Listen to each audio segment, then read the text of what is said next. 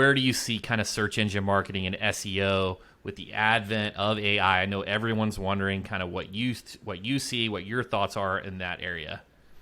Yeah, what I'm really this is what I see. First of all, from a business point of view, I've been in this game long enough. I've seen Penguin. Penguin back in 2012 was devastational to the SEO That about industry and took how we me were doing out. things. Yeah. Yeah, it took out a lot of people, man. It took out a lot of people, and having been in this business for long enough now, I realize that big changes like this, it's going to eviscerate a lot of the market, but it's also going to create a lot of opportunity, right? For people that are willing to change their systems, willing to change their strategy, willing to say, okay, we've done it this way for X amount of years, but we've got to adapt.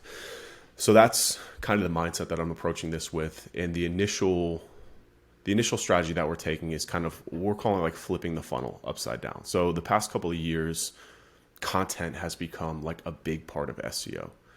But what's going to happen with this AI and generative search, this is just my hypothesis, is that content-based queries or informational-based queries, like what's the DUI level in Florida, right? That would be like a piece of content that a lot of firms would probably build for a law firm and say, oh, it's good supporting content, it'll pick up additional traffic. Like that traffic's gone. So what we're doing is we're saying, okay, instead of taking this top-down approach, looking at volume first, we're going to take a bottom-up approach, right? Meaning we're only going to look at the keywords that are going to drive business value for your law firm. In other words, if somebody searches for this, does this end up in a conversion? And that's not just the intent behind the query, but also looking at what's the action in search engines. So is it an AI result? Is it ad results? Is it a local maps pack? Is it content? Whatever that is. So we're taking this bottom up approach by saying, okay, we're going to save you on the budget, because also we'll talk about probably what's happening in the law firm market, which I think budgets are coming down because of the increased competition. I think just the increased cost of running a business, increased everything, right? Everyone's feeling a bit of a market burn right now in terms of operational costs running a business. So I think a lot of the prospects and clients that we're working with are going from having maybe a 20, 15, 10, 5K budget, they're shrinking, right? So if we can reduce kind of our CapEx, then we can pass it on to clients. So we're looking at how do we strip down our service to only focus on queries that are going to make the client more money. So that's number one, right? And then number two is taking what we're called this, it's like a vertical integration approach to keyword research. So vertical integration in the business world is kind of how I have my company set up, meaning I'm able to vertically align my operations, my people, my staff, my processes, and then basically distribute them through different companies to service different parts of the market, right? Blueprint and Weber's really have the same product. It's just delivered differently. We're running the same core operations and systems. One's more of a training and coaching for agencies like yours. The other one would be, for like a law firm. But it's the same process. We're just building it differently. So taking this concept and applying it to keyword research, meaning, okay, once we've identified the keywords that we know without a shadow of a doubt, intent-wise, if somebody is searching for this, then it's going to result in a call or a lead for a law firm.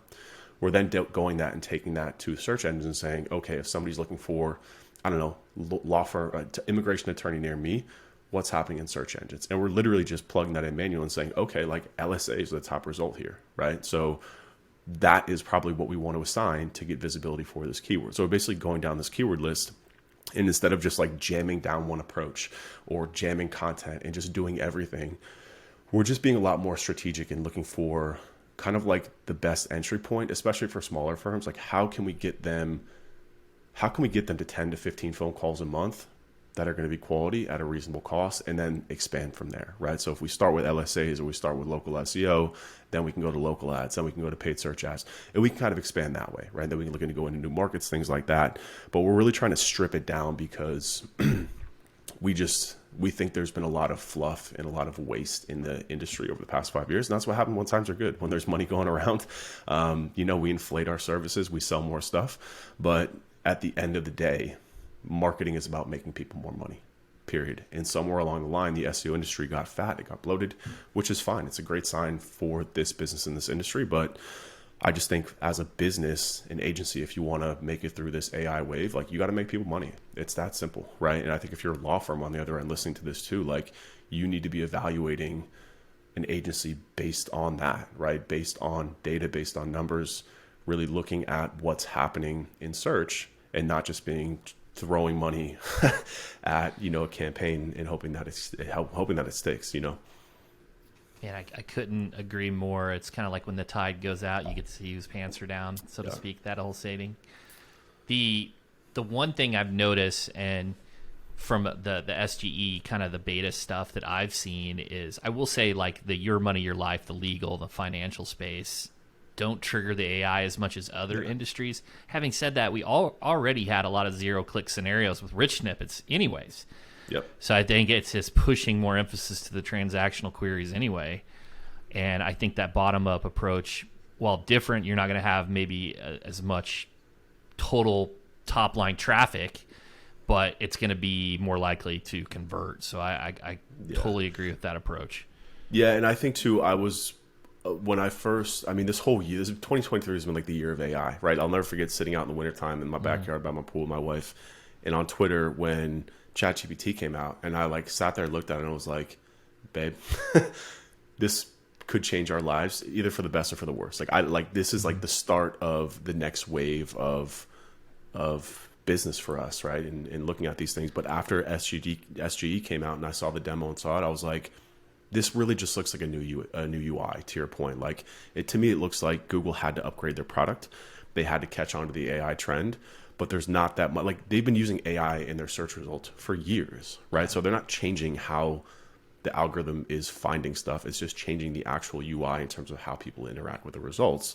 And I'm okay with that. As a searcher, I think they needed an upgrade because you look for recipes, you look for travel stuff, and it's a mess. Like they killed their own product by putting too much stuff in there. So I think this will actually be good for Google. And like I said, I think to your point, this has been happening for the longest time. And like SEOs have been complaining about it, but I always tell people all the time, like, we built a house on rented property here, people. Like, stop complaining. Google's paid for all of our lifestyles for the last 10 years. Like, stop throwing stones. Like, you should be happy, if anything, and like stop complaining that like Google's taking, they're not taking your traffic. Like, you chose to index your website there. You chose to create that content to get traffic from there. Like, if you have a problem with it, go play somewhere else. But if not, adapt. And it's going to be fine. Like you said, like these informational queries, they don't really move the needle. And to be honest, like as an agency, like they've just created more work for us anyways. Like creating content sucks. Like it's not, it's just created more stuff, you know?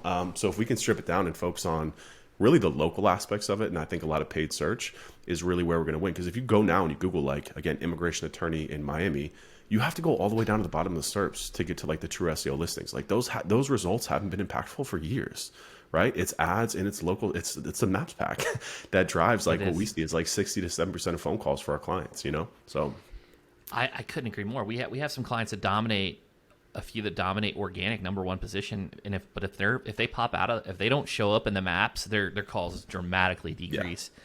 Yeah. It's funny that you say all this, and it's about how our lives change, because I originally went in there and I'm like, am I being a pessimist? And I was like, no, I'm a half glass full kind of guy. And I was talking to so my coach Bobby Castro, and then I was in a performance mastermind, and they were talking, Chris, it's not you're afraid of AI, you're excited about the AI opportunities. And once I flipped that mindset and I started looking at it as a tool as opposed to just me being out of business, it totally flipped my mindset. Yeah, and I think as business leaders who employ a lot of people, it's a slippery slope for us, and it becomes a kind of a dangerous conversation, because there's two parts to AI, right? There's one that we just talked about, which is how it's going to impact search, right?